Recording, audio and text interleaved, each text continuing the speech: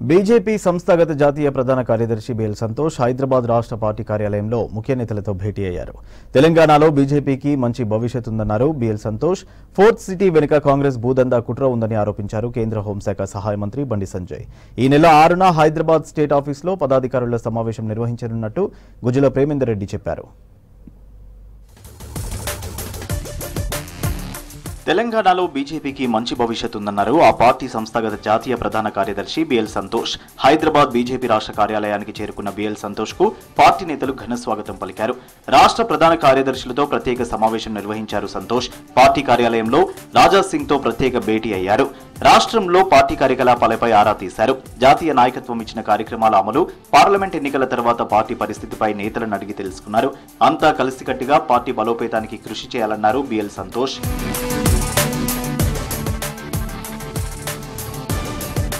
Fourth city వెనుక కాంగ్రెస్ భూదందా కుట్ర ఉందని ఆరోపించారు కేంద్ర హోంశాఖ సహాయ మంత్రి బండి సంజయ్. గుర్రంగూడ బోనాల ఉత్సవాల్లో పాల్గొన్న సంజయ్ కాంగ్రెస్ ప్రభుత్వంపై హాట్ కామెంట్స్ చేశారు. 1000 ఎకరాలు సేకరించి దోచుకునే కుట్ర చేస్తున్నారని మండిపడ్డారు. భూముల అన్యాక్రాంతంపై శ్వేతపత్రం ఎందుకు విడుదల చేయలేదన్నారు. ధరణిపై వేసిన కమిటీ ఏం తేల్చిందని ప్రశ్నించారు బండి సంజయ్.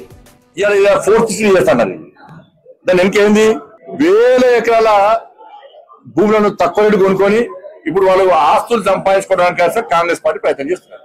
1000 ఎకరాలు కాంగ్రెస్ పార్టీకి సంబంధించి ఒక నాయకుడు మన ఏడు కాంగ్రెస్ పార్టీకి సంబంధించి ఒక నాయకుడే దాదాపు ఈ తుక్కుగూడ ప్రాంతంలో 1000 ఎకరాలు ఉన్నాడు. తక్కువ రేటు కొనడు, వాళ్ళ భూములను పెంచుకోడు. దానికి పేరు ఏం పెడతారు? ఫోర్త్ సిటీ అంటారు. ఇది వెనక పెద్ద భూతంది అంతా కూడా. నష్టపోయేది ఎవరైనా దాంతో ఇక్కడ యువకులకు లాభం జరుగుతుంది అంటే ఏం జరగదు. ఇక్కడ ప్రజలకు న్యాయం జరుగుతుంది, అభివృద్ధి జరుగుతుంది అంటే ఏం జరగదు.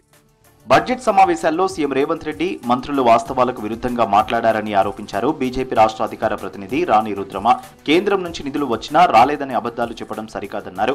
కాగ్ రిపోర్ట్ కాంగ్రెస్ బీఆర్ఎస్ కు చెంపదెబ్బ లాంటిదన్నారు. కేంద్ర ప్రభుత్వాన్ని బద్నాం చేసేందుకు అప్పుడు కేసీఆర్, ఇప్పుడు రేవంత్ కుట్ర చేస్తున్నారని మండిపడ్డారు రాణి రుద్రమ.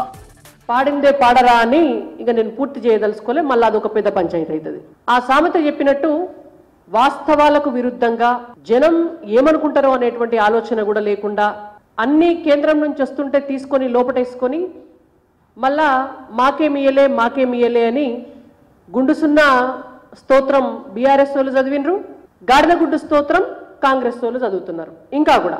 అయితే ఇదే కాంగ్రెస్ ప్రభుత్వం అసెంబ్లీలో మొన్న క్యాగ్ రిపోర్టు ప్రవేశపెట్టింది. క్యాగ్ రిపోర్ట్లో ఉన్నటువంటి డేటా చూస్తే ఇది కాంగ్రెస్ పార్టీకి బీఆర్ఎస్ పార్టీకి చెంపదెబ్బ లాంటిది.